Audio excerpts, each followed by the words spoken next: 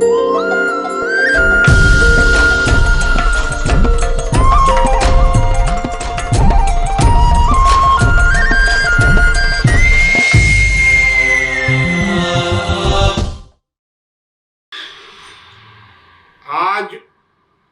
मेरे मित्रों ने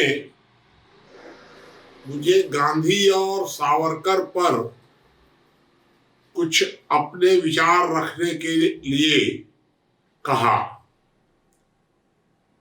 बहुत कठिन विषय है, लेकिन इस पर चर्चा तो हमें करनी चाहिए।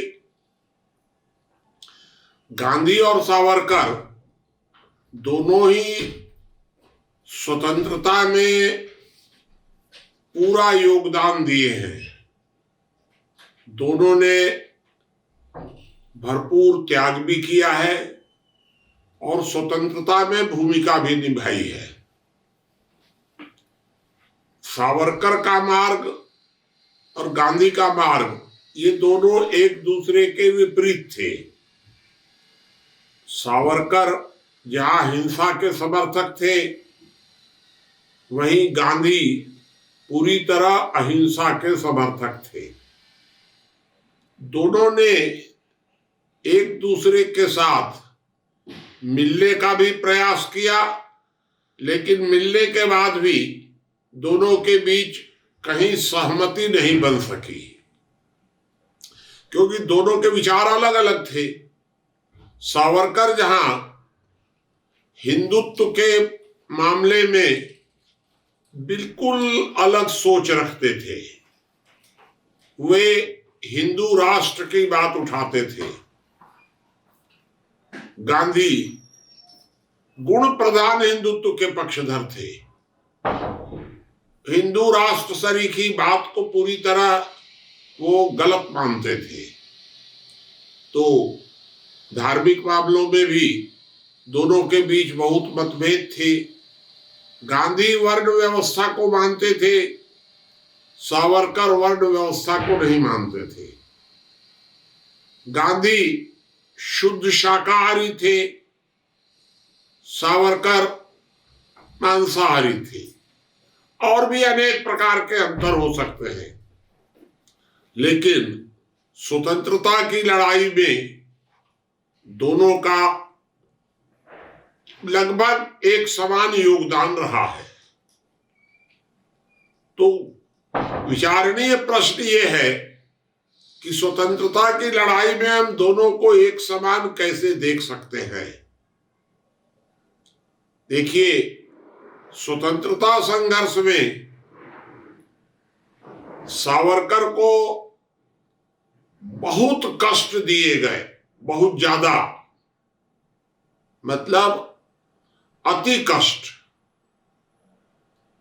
और जब उतना कष्ट सावरकर को दिया गया, अंत में सावरकर ने अंग्रेजों के साथ समझौता कर लिया। और वो समझौता यद्यपि गुप्त रहा, लेकिन सावरकर ने पूरी ईमानदारी से उस समझौते का पालन किया। अर्थात उन्होंने हिंदू और मुसलमानों के बीच में ध्रुवीकरण किया। जेल से छूटने के बाद सावरकर ने स्वतंत्रता की लड़ाई में अब कोई योगदान नहीं दिया। हिंदू और मुसलमान के बीच में ध्रुवीकरण किया, जिन्ना का खुलकर विरोध किया। तो ये एक बात हुई। दूसरी बात कि उन्होंने गांधी के अहिंसक सत्याग्रह का भी खुलकर विरोध किया है। इन दो आधारों पर ऐसा संदेह होता है कि सावरकर ने ईमानदारी से जेल से निकलने के बाद अंग्रेजों का साथ दिया। लेकिन अगर हम गांधी के बारे में विचार करें तो गांधी को तो कभी जेल में कोई कष्ट हुआ ही नहीं। हम एक कल्पना कर सकते हैं अपने दिमाग में कि सावरकर को जेल में इतना ज्यादा कष्ट दिया गया, उसके बाद भी सावरकर नहीं टूटे। मैंने अंडमान निकोबार जेल जाकर के देखा है और समझा है कि कितना कष्ट दिया गया और सावरकर नहीं टूटे। बहुत लास्ट में सावरकर टूट गए और उन्होंने फिर ईमानदारी से अंग्रेजों का साथ दिया। ये बहुत ही अति कष्ट की बात थी। हो सकता है कि फांसी देने की भी कोई योजना रही हो और भी रहा हो। दूसरी ओर गांधी को जेल में कभी कोई कष्ट नहीं दिया गया। अगर गांधी को इतना कष्ट दिया जाता तो गांधी टूट जाते या नहीं टूट जाते, इसकी तो कल्पना ही की जा सकती है। भाई, आप जानते होंगे कि मैं तो 18 महीने जेल में रहा। जेल में मुझे किसी प्रकार का कष्ट नहीं था, एकदम किसी तरह की कोई दिक्कत नहीं थी।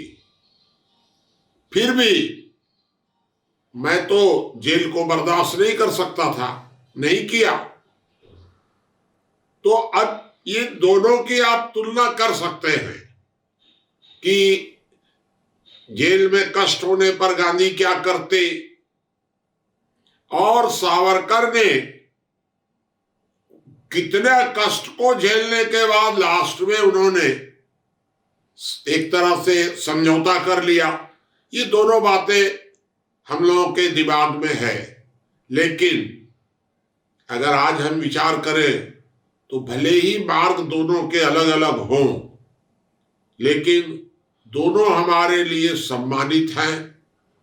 स्वतंत्रता की लड़ाई में मार्ग हिंसक हो या अहिंसक हो, इस पर विचार नहीं किया जा सकता है, क्योंकि उस समय गुलामी थी।